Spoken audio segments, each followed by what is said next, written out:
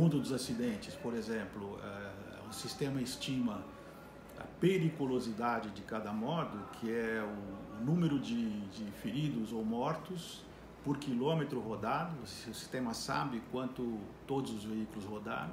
Então a gente extrai, como se faz no mundo inteiro, na ONU, na Organização Mundial da Saúde, todo mundo que trabalha com isso. O sistema mostra, por exemplo, que o risco de andar de motocicleta no Brasil é no mínimo 10 vezes mais alto do que o risco de usar os outros modos, né?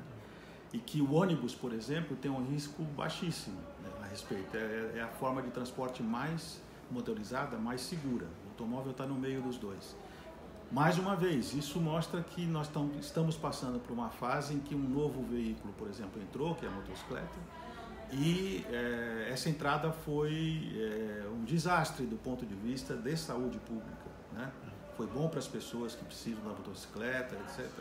Mas, na realidade, permite esse tipo de conclusão, né? Os pedestres também aparecem com um índice alto de acidentes, porque as calçadas são muito precárias, a sinalização não existe, tanto de dia quanto de noite, etc. Nós temos isso é possível ver através do sistema também. E há uma enorme diferença, por exemplo, na emissão do gás do CO2, né? A emissão dos veículos individuais é muito maior do que a do transporte público, né? Lógico que o transporte de trilhos é por eletricidade, sim, então não tem essa... Mas transporte limpo.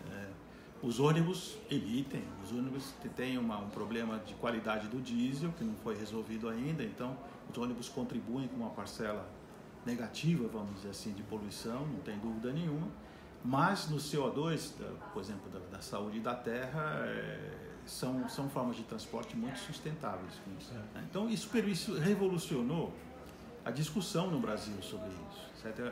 E cerca de 1/3 dos trabalhos acadêmicos, mestrado, doutorado das grandes universidades brasileiras usa o sistema de informação da NTP, no caso das dissertações e teses de mobilidade, que é muito importante, porque a academia não tinha esse tipo de informação. Nós não tínhamos nada. Tínhamos, como eu falei no início, tarifas de ônibus, tinha tabelas de tarifa de ônibus e tinha contagens de automóveis, quanto tem automóvel no Brasil e mais nada. Então hoje houve um salto qualitativo enorme na capacidade de analisar a mobilidade e, portanto, enriquecer a discussão que vai gerar uma decisão de política pública.